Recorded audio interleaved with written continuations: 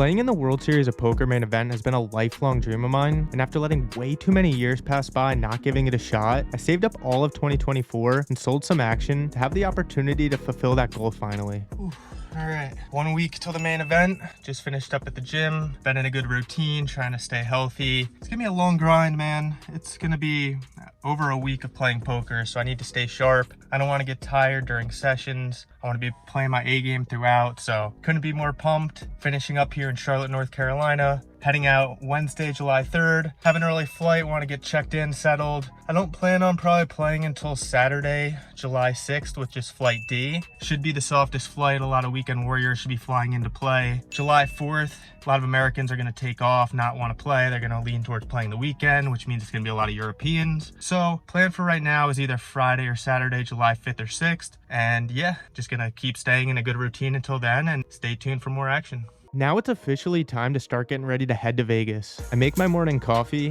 which I always drink black, pack up all my stuff for what's hopefully going to be a long trip, start making my way towards the airport, and ultimately the World Series of Poker. Today is Wednesday, July 3rd, and I'm flying nonstop out of Charlotte Douglas International Airport, and I only booked a one-way ticket because I honestly don't know when I'm going to be back. Dogs of the vlog! Shout out Ryan DePaulo. I booked a first-class plane ticket because I figured any extra sleep I could sneak in on the plane could pay dividends down the line in the main event. That's also why I booked a suite at the Horseshoe to offer myself maximum comfort for the potential of a deep run. 5 hours later, I land in Las Vegas, and I actually go back 3 hours in time because I'm coming from the East Coast, so I have the entire day ahead of me because I took an early morning flight. So I'm one of the first off the plane, take an Uber from the airport to the Strip, and I eventually check into my room at the Horseshoe. The room turned out to be really solid, and the jacuzzi tub's perfect for relaxing after long days of playing, so ideally I can get to bed at a reasonable hour each night. I have a great view as well where I could see the Sphere, which is currently saying it's really hot, which makes sense as we're hitting record temperatures this week, peaking around 117 degrees. After I unpack my stuff and settle into the room, I meet up with my buddy Abe, who drives us over to Resorts World for lunch, and also so we could hop in the $300 daily tournament they were running, which ends up getting a really great turnout. Today's only Wednesday, and I won't be playing the main event until Saturday, so I might as well get a little warm-up in and hop right into the action. Starting stack's 30,000 chips, and it's already the 800 big blind level because we got in a little late and we were alternates when we registered. Almost right off the bat, I looked down at pocket kings, and I opened from early position, and an old lady 2 to my left, who had less than starting stack, 3-bets me huge from middle position. I 4-bet shove, and she snap calls with ace-queen offsuit. The flop comes jack high, the turn's a king giving me a set, but unfortunately the river's a 10 giving her the Broadway straight. Fortunately, I have her covered and I'm left with 13,000 chips, which is 16 big blind still and plenty to work with. I quickly spin it up after winning a few big pots. The first one's blind versus blind with king 9 offsuit versus jack 10 suited on a jack XX queen 10 runout, giving me a straight and them 2 pair. And then I flat the button with pocket 3s versus an early position open, and I get it all in versus ace 5 of hearts on a 3-2 XX board with 2 hearts. Now I river quads. Late registration's now closed and the blinds are 1,500, 3,000, 3,000. There's $17,000 up top, which is really solid considering the guarantee is only $15,000 on a $300 buy-in. We're starting to approach the soft bubble. Eurokid in his 20s wearing a bucket hat opens the button to 7,000. Any 2-card whale in his early 30s flats the small blind, both of which have 90k effective, and I cover with 130,000 after a nice comeback. I look down at ace-6 offsuit, and considering we're facing a late position open, which could be as wide as 50 to 55%, maybe even more, and then a small blind flat, which is even wider based on showdowns I've witnessed, and is essentially dead money, and then also combined with the fact that I have a blocker to their 4-bet shove range, I think this is a really good spot to go for a squeeze non-all in, and I like to make it 27,000. The bucket hat wearing Euro tanks forever and eventually ends up sticking in his 30 big blinds. The small blind snap folds, and I reluctantly have to fold as well. Eurokid shows pocket 7s and says,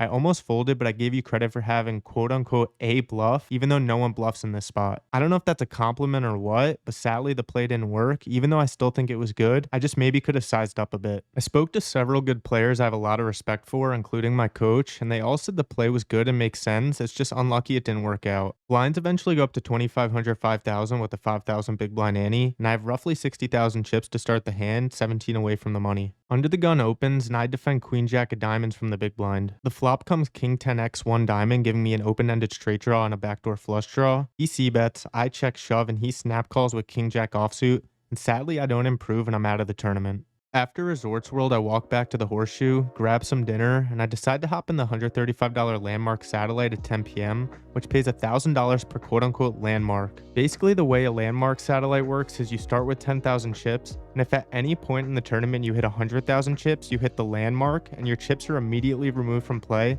you automatically get $1,000 in this case. You can also just survive and still win $1,000 without hitting the 100,000 chip threshold if there are enough landmarks available at the end, which is typically the case, and 1 out of every 10 entries gets paid. So if there are 100 entries, there will be 10 landmarks. I get off to a great start getting all in pre-flop kings versus queens, big blind versus button, and I managed to hit quads again. I've now hit quads twice in one day. If only I could save these huge hands for the main event. We eventually make it to the final table. Several people have hit the landmark at this point, and their chips have been removed from play. There's 7 of us left, 6 will get $1,000, and the bubble will get $340. Everyone was extremely short, and I maybe could have just waited it out, but it was a super turbo considering it started at 10 p.m., and I couldn't survive another orbit going through the blinds. We all have $340 locked up at this point. I look down at king queen offsuit, and I elect to shove the button, because I cover the big blind, and I only really have to get through the small blind who can't call me light. I also have good blockers to their calling ranges, and if I get this steal through or double up, I'm essentially locked up for a landmark. I could have maybe just folded, but I think it's a good spot. Small blind ends up 10 calling me, flips over pocket sixes, so at least it's a fair fight. I flop dust, but the turn's a king, and the whole table moans. The river's a 6, giving him a set. And they all cheer right in my face. Sadly, I came up just short of the $1,000 landmark, but I still got $340 for my efforts. I'll take it because it gets me close to even on the day after soft bubbling over at Resorts World. All right, no longer jet lagged, got some good sleep last night. Slept for like 9 hours in this big king bed. Got this big ass jacuzzi here too. Took a bath in there. Not sure how to drain it though, so I gotta figure that out, but gonna go play some cash games. Today is July 4th. Don't want to commit to any tournaments because I do want to go see the fireworks tonight on the strip. Not sure if you'll be able to see it here, but yeah, got a balcony. It doesn't open all the way, I guess, so people can't jump off. But yeah, just gonna play some cash for a couple hours, get some dinner, go see the fireworks, probably get some more sleep. Not sure if I'm gonna play 1C tomorrow on Friday or 1D on Saturday. That's still TBD. Getting mixed reviews. It all comes down to, you know, do you want to play the biggest flight on Saturday, which could potentially be the softest, or do you want to play flight C, which could also be relatively soft, and then you also get a day off between day 2 and day 3. My concern is day C has to play day 2 with A and B, which has a lot of pros, a lot of Euros, because July 4th, a lot of Euros are going to play, and a lot of Americans are going to want to go drink and have fun and party, go see the fireworks and stuff like that. Yeah, tough decision, but leaning towards playing on Saturday as of right now. Don't think I'd necessarily really need that day off in between. I'm feeling pretty fresh. Haven't been here all summer like a lot of other people. So yeah, just gonna play some cash for a little bit and see you guys in a little bit. If you're enjoying the video so far, make sure to subscribe for more videos like this. And also make sure to check out SolverNerds.com, which is your one-stop shop for learning how to master poker solvers. We're excited to announce the launch of our brand new course, the Poker Solver Masterclass GTO Wizard Edition. For a limited time, we're offering an early bird special for just $99.99. Plus, use code SOLVER at checkout for an extra 25% off. Don't miss this chance to level up your poker game at an unbeatable price. Prefer a one-on-one approach or not ready for a full commitment? You can schedule a free 15-minute consultation to see if we're the right fit for you. Also, make sure to join our free Discord community, where like-minded poker players are committed to improving their skills and mastering solvers together. Check the links in the description below for more details. I only play cash for about an hour and eventually get up after a Euro wearing a GG zip-up 3-bet folds to my 4-bet and follows up by ordering a peppermint tea from the cocktail waitress. At that very moment, I knew this game sucks and it's time to enjoy the 4th. The Sphere is also lit up festively, and I ultimately just hang out with friends with not much poker in the mix this day. I strongly consider playing Flight 1C on Friday since you get an extra day off between day 2 and day 3. However, I ultimately decided against it just because I figured all the pros and Euros that fired 1A and 1B are going to combine with 1C for one big day 2, and I want to give myself the best chance possible for soft table draws. Nevertheless, I still get in the mix of the crowded hallways, which weren't nearly as crowded during the first 2 flights, and I end up stumbling upon the annual Philhellmuth entrance on the way out of my room at the Horseshoe. Okay, ladies and gentlemen, now we just say final opening about the main event. It's officially the day before the main event. Plan is to eat good food, get a massage, and get as much rest as possible. I also bought a bath bomb for the first time and plan to use it in the jacuzzi tub later. It'll turn the entire thing purple, and it'll make my room smell like lavender, which is supposed to relax you and help you sleep. Trying to just relax, Not gonna lie, I feel like it's gonna be pretty hard to fall asleep tonight. I'm really excited, but here's to trying to relax. To cap off the night, I hop in the tub and read A Game Poker by Elliot Rowe, which they were giving away free copies of outside of the WSOP Cafe in the Horseshoe. Today's officially the day I've been waiting my entire life for. With the assumption that it'd be tough to eat during play and even on breaks, I decided to go across the street to Caesars for their buffet, which I highly recommend. They had so many great food options, and I started out with a bunch of fresh fruit and a hot black coffee. I followed that up with an omelet, French toast, a waffle, and a green smoothie. I tried all kinds of different options in between, but ended it off with the brisket, sweet corn, crab legs, roasted chicken, and rice. It's safe to say I'm plenty fueled for the grind ahead, and I made sure not to go overboard and to keep it mostly healthy. As thousands of us are entering the tournament room, they're playing the song from the Modelo commercials. You know the one.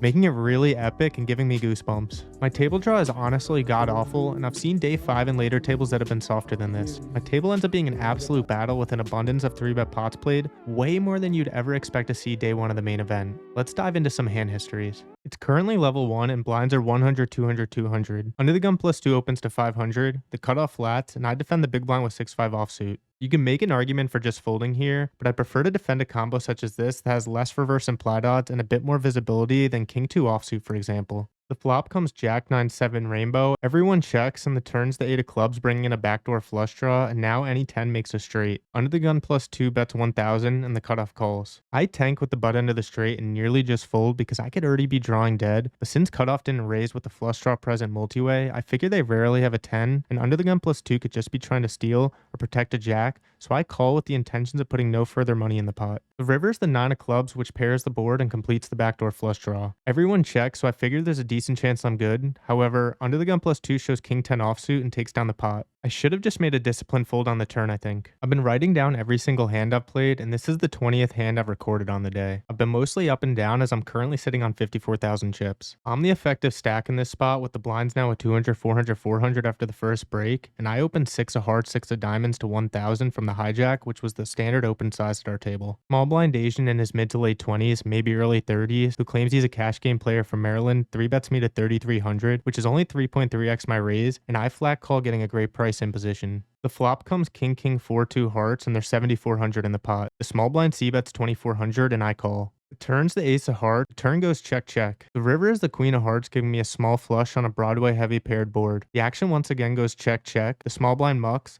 and I win the pot, bringing me back above the starting stack of 60,000 chips. I open ace of spades, king of hearts from under the gun to 1,000. The same Asian 3-bets me to 3,500 from the cutoff, and I flat call. I'd prefer to 4-bet ace king suited when we're playing this deep. The flop comes ace queen 10 2 spades, and there's 7,800 in the pot. I check. The cutoff c-bets 1 red 5k chip, and I call. The turn's the 3 of clubs. This is easily one of the biggest pots played at our table thus far. I check, and he double barrels for the first time all day for 8,000. I tank fold after recalling the 3-bet spot earlier when I had pocket 6s on an ace-high board, and he didn't fire any additional barrels after the flop. I still think I should have called and seen a river at the very least though. He apologizes to me about an orbit later, saying he promises he isn't picking on me as this was the 5th time he's 3-bet me today. He comes up to me on break and tells me with sincerity that he had pocket queens in that big pot we played together. Who knows if I should believe him or not, but he seemed genuine and he didn't 3-bet me again for the rest of the day. Lines are now up to 300, 500, 500, and we're 42,000 effective. Middle Eastern looking guy in his 40s who says he's a Las Vegas local opens to 1,100 from the hijack. I look down at ace of hearts, queen of clubs in the cutoff, and as I'm reaching for chips to 3-bet, he immediately glares at me through his aviators as I'm sitting to his direct left and says, "You don't want to do that, kid." I proceed to make it 3,300. It folds back to the hijack, who eventually releases his stare, takes a few seconds to think, and eventually flicks in the call. The flop comes king 5 2 diamonds, and there's 7,900 in the pot. I c-bet 2,200 and the hijack folds.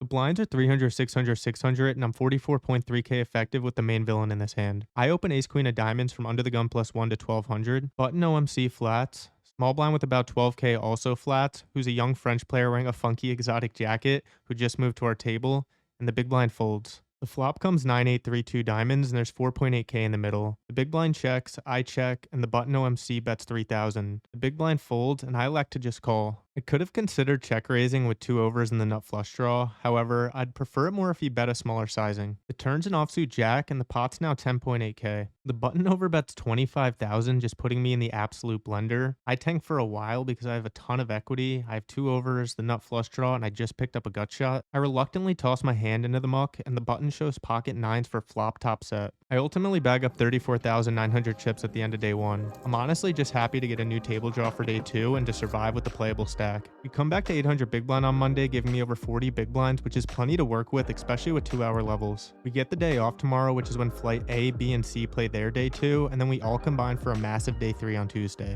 My plan for tomorrow is to relax, go to the pool, and to get as much rest as possible. For now though, I need to find some food. I ultimately end up at Cafe Americano and order their fettuccine alfredo with grilled chicken. Today's day 2 for everyone who played day 1 A, B, or C, which means I have the entire day off to relax and recollect before day 2D tomorrow. I make sure to sleep in as late as possible and then start the day off by getting a big breakfast from Hash House over at the Link. I end up going with the classic American breakfast of scrambled eggs, bacon, breakfast potatoes, toast, and a hot black coffee. After a late breakfast, I head back to my room to put on a bathing suit and to grab the A-Game Poker Player book by Elliot Rowe, and I eventually head to the Horseshoe Pool. The hotel pool here is honestly one of the worst I've ever been to, and while laying out and reading here, I've been getting relentlessly attacked by flies. Fortunately, I didn't get here until around 4:30 p.m. and apparently the pool closes early at 5 p.m. on Sundays, so I'm forced not to stay very long. Next time I'll make sure to put on some bug spray and come a bit earlier. After the pool, I take a quick shower and then I meet up with my friend Aaron, a pro player from the Tampa area who was featured in the last video, over at Ocean One Cafe at the Planet Hollywood Mall, which is one of the cheapest, most affordable places to eat in all of Las Vegas. I cap off the night by sweating the feature table for a bit, grab some Mediterranean food, and eventually head to bed early to gear up for a big day tomorrow. It's officially day 2, and despite bagging less than what I started with, I still have a very healthy 44 big blinds, which is plenty to work with. Knowing it's going to be another long day where I need to be at my best, I start the day at Caesar's Buffet again, focusing on loading up on lots of healthy foods to fuel me for the majority of the day, or at least until dinner break. Unfortunately, my day 2 table draw is even worse than my day 1 draw. My table includes the following profiles: a French pro with over 300,000 chips, a WPT main event winner, a 10k mixed bracelet winner, and an aggressive Austrian kid in his 20s. Let's dive into some hand histories. The blinds are 400, 800, 800, and we're 32,000 effective. I open 9 of diamonds, 9 of clubs to 1600 from under the gun +2. A strong pro from Luxembourg named Seahow flats from the cutoff. French chip lead flats from the small blind, and the big blind folds. Flop comes Jack 5, 3, 2 diamonds, and there's 6,400 in the pot. The small blind checks to me, and I'm checking the majority of my range here multi-way out of position, especially versus cutoff and small blind. Whereas if I was versus the button in the big blind, the button's flatting range is going to be wider than the cutoffs, and the big blind's defending range is going to be much wider than the small blind's flatting range, which would be very linear in nature. Therefore, we'd have more C-bets from out of position in that positional configuration, but would still be checking a lot in general as the sandwich player multi-way. With my specific combo, however, regardless of the positional configuration, I'll be doing a ton of checking here, especially with the diamond. I check as the pre-flop aggressor and see how checks in position. The turn's the 4 of diamonds and we all check again. The river's the 8 of diamonds, which puts a 4-card flush on the board. It checks around to see how again, who bets 3,200, which is exactly half pot. French chip leader in the small blind folds. I go into the tank for a while and eventually flick in the call. My logic is I figure most single diamond combos likely would have stabbed at some point. However, I get shown the bad news as he flips over pocket 10s with the 10 of diamonds. The blinds are still 400, 800, 800, and we're 18,000 effective now after I lose a few more small pots post-flop. I open ace of hearts, jack of spades to 1,600 from the low jack, and note that the big blind's away from the table in this hand. The aggressive Austrian kid in his 20s flats the small blind, and since he's closing the action, I'm giving him credit for a much wider range than he would have had otherwise if the French chip lead was still in his seat in the big blind. The flop comes queen 8, 3, 2 spades, and there's 4,200 in the pot. The small blind checks, I see bet 1,200, and the small blind calls. I'd normally have a higher checkback frequency versus standard small blind flatting range on a queen high middling board texture. However, since he closed the action pre-flop, I'm treating this more like a big blind defending range,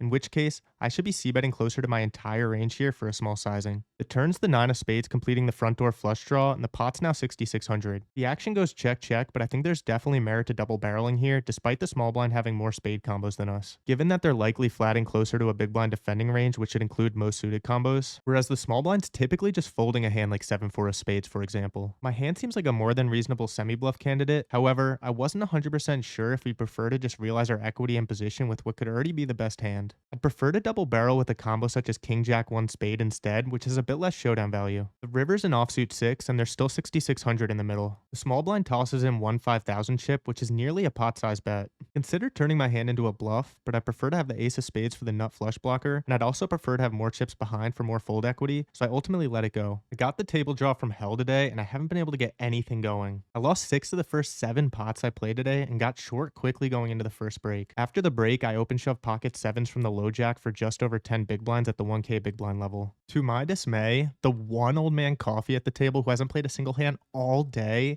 clicks it to 25,000, and everyone else folds. He, of course, flips over pocket aces, and I'm in awful shape. The flop comes 10-9-8, which gives me some hope, and the whole table reacts since I'm open-ended now. In my head, I'm thinking, hey, f off, not now, buddy. But I remain stoic as I await my fate with the turn and river card still to come. Can I get there? The turn is a blank 2. The river is an ace. And just like that, I'm out of the 2024 World Series of Poker main event. I wish everyone good luck as I grab my backpack. No one even says good game to me, and I walk away from the table with my tail between my legs. I poured my heart into this tournament, and it's basically all I've been striving for this entire year. I'm sorry to those who believed and invested in me.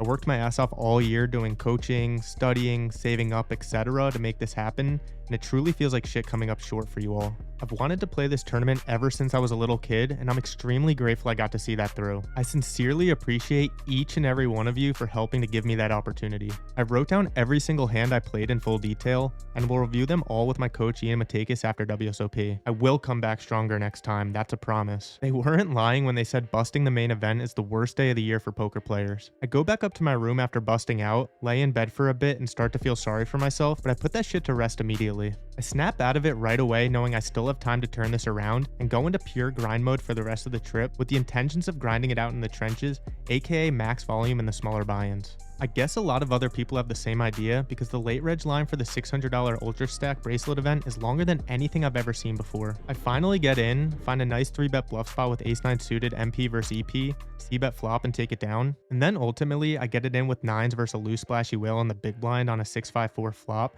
who shows up with the dirty diaper aka 3-2 offsuit. I turn an 8 giving me 4 outs to a higher straight, but I brick out and I'm right back to where I started. I stopped by to sweat my buddy Aaron who max late reg on 8-2, and just by getting in late he's still alive longer than me, which is funny to think about and makes you wonder if it's the superior strategy. He goes on to make the money, but becomes a midday 4 casualty. I hop in the $200 daily deep stack shortly after that. I build up a nice stack, make the money and eventually the final 3 tables, but unfortunately lose a big one at the end, kings versus ace queen, to leave me with dust. I fight back to a playable stack, but eventually they get me. My next event's the $250 daily deep stack, which I end up min cashing as well, but I'm still seeking something more than that before my trip comes to an end. The next day I decide to switch it up and go over to Caesars to play a smaller field that's a bit more winnable. I've won here before and have a Caesars daily tournament winner coin on my trophy shelf, so I figure it could be a good move. I missed the morning tournament, but I make it just in time for the $160 daily at 2 p.m. I get in late and the structure's far from ideal, but I'm fortunate to get in the dream spot where there are 3 all-ins in front of me. I look down at pocket aces and get the clean quadruple up. From then on, I'm the table captain for the majority of bubble play, and I'm able to apply a ton of ICM pressure. If only this was a bounty tournament, because I've been responsible for a lot of victims exiting. A competent player gets moved to my right final 2 tables who also has piles of chips, and he starts bulldozing people as well. We eventually make the money at 7-handed, and once we get down to 3-handed, the aforementioned competent player takes the chip lead from me. He has 900,000, I have 500,000, and the short stack has 300,000.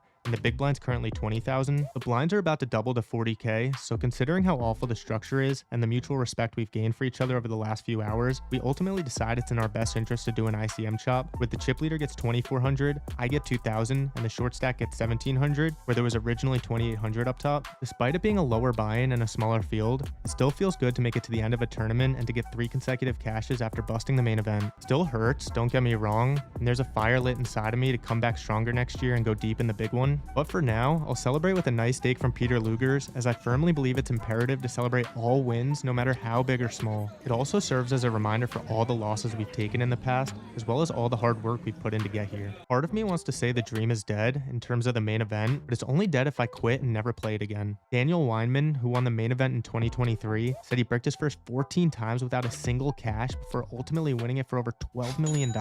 So sure, it may not be my time this year, but the dream's certainly not dead, and I will keep working my hardest to make it happen.